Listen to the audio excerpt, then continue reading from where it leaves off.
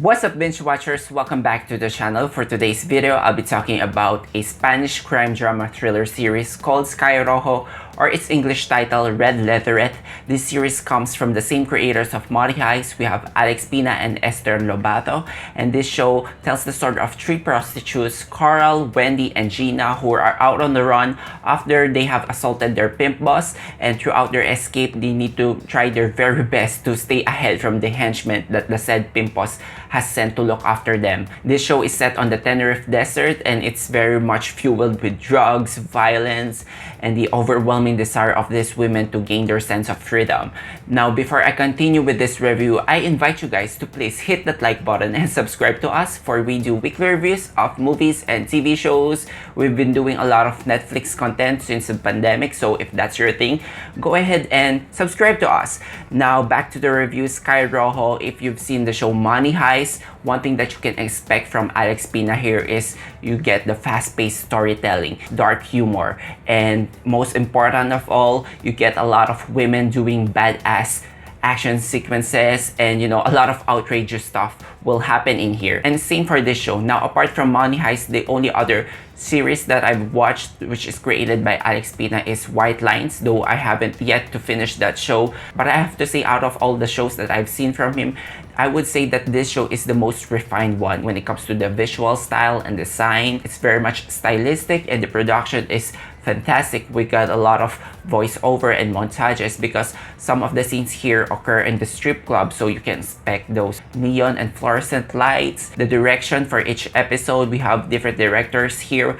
I think they are all well done and very kinetic and very engaging. As I've said, there's a blend of violence and dark humor here, and the first filmmaker that will come into your mind when those two elements are blended together is Quentin Tarantino. I can see that this show is inspired by that, but those inspirations are only cosmetic touches. Like, there's one character here that wields a katana, so it very much reminded me of the Kill Bill franchise, but it turns those inspirations into something of its own. I would say SKY ROJO, it's very much its own beast. It falls in its own niche called Latin pulp, and I haven't seen much of those shows or movies under that subgenre specifically, so I am really compelled to seeing this fresh look. And one of the key elements of Latin pulp is the heightened drama, because as superficial as it may sound when you say violence and drugs, this story gains importance on its dramatic aspects as the show progresses on, because it's noteworthy that even these characters are prostitutes.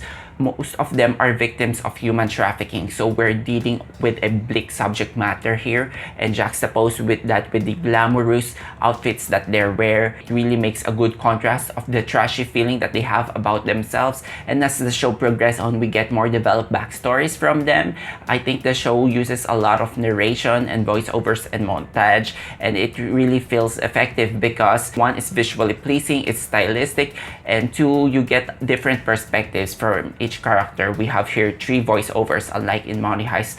The one character there, Tokyo, is doing the narration. In here, we get three from those three female leads, and it's a good way of presenting one reality and getting one perspective or insight from a different character. From episode 1, a lot of things happen. You're not given much time to breathe, and then as the show went on, you were given few moments to pause and reflect on what happened. And I like that the fact that the show does not ignore the character development. Each character has their own baggage and plight. This is not just a story of prostitutes getting away from the physical restraints that they have. Once they get away from that strip club, it's not as easy as that, because they also have to bring with them the emotional traumas which is related from their line of sex work. This is an adult themed show. We have drugs, violence against women, and your enjoyment for this series might depend on the level of sensitivity when it comes to those type of scenes, because there are some scenes here where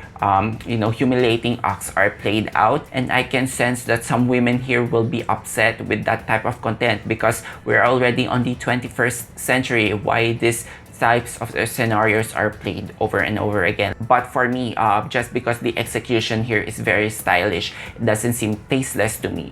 But I'm not sure because I'm a guy, you know. Maybe if you're taking it from a different perspective from a girl, maybe there's offensive content here that's not handled sensitively. But my point is the show needs to present the reality. That's why we're getting these scenes. Though there are some scenes that obviously they can tone down. Like for example, there's one thing that's popping through my head while watching this show is if you're out on the run trying to hide from somebody, the first thing that you'll do is maybe disguise, change your look. And throughout the show, the series, these girls never change their look. They remain in this hooker clothes. Maybe this is a creative choice because they will look badass, you know, set on the desert, giving off this Western vibes and this glamorous look. And one thing that the show gets it right is prostitution in Europe. There are a lot of women from different cultures and backgrounds. And the three leads here all have different nationalities. Wendy here is played by Lali Espósito, who is an Argentinian pop star. Then Gina here is played by Yany Prado. She's a Cuban actress. And Coral here is a Spanish actress played by Verónica Sánchez.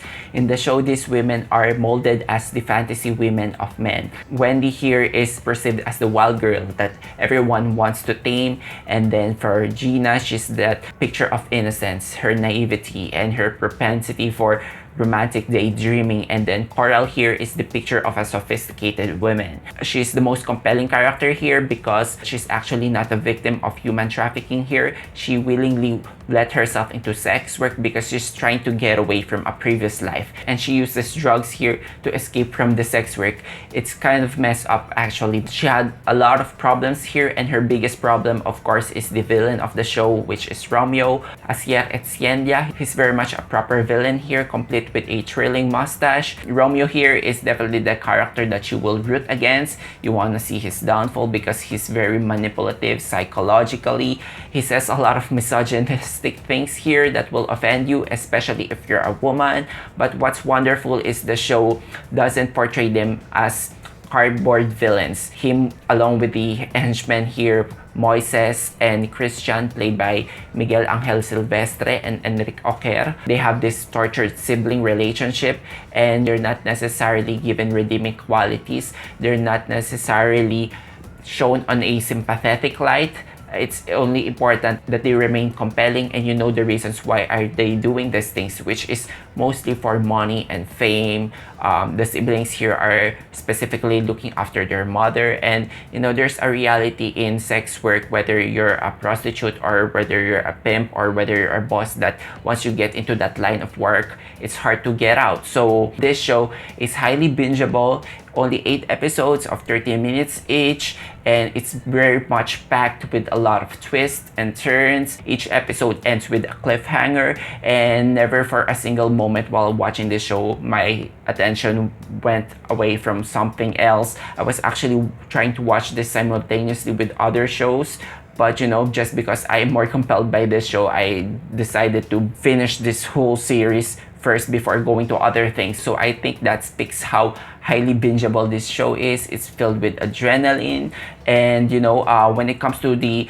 tackling that subject matter of human trafficking, just because we have shorter episodes here, obviously the characters are not as fleshed out as they wanted to be. Of course, there's still an opportunity for these characters to grow on season 2.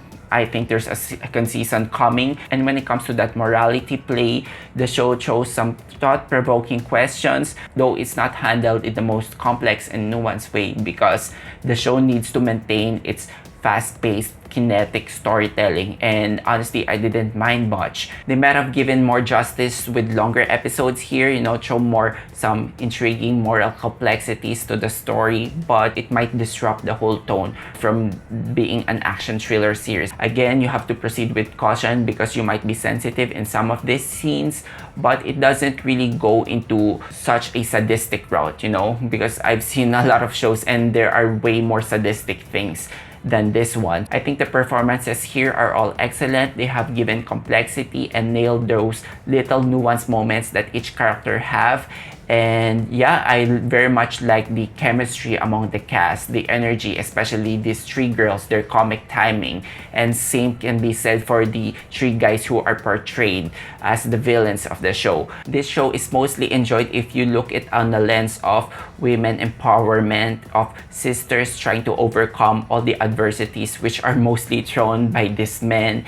And yeah, I'm really compelled to see this Latin pulp style, which I am not really familiar much. I have to say this show is more focused on being addictive than necessarily being perfect. But that being said, I think this is the perfect binge for the weekend if you are in it for these types of content. So I'm gonna go as high as a 4.5 out of 5 stars for this one. I really had a blast watching this. And that's it for my review of the Spanish Netflix series Sky Rojo. Let me know what you think in the comment sections down below. If you enjoyed watching this video, please give me a like and subscribe to us for weekly content. Thank you so much guys for watching. Until then, see you on the next one.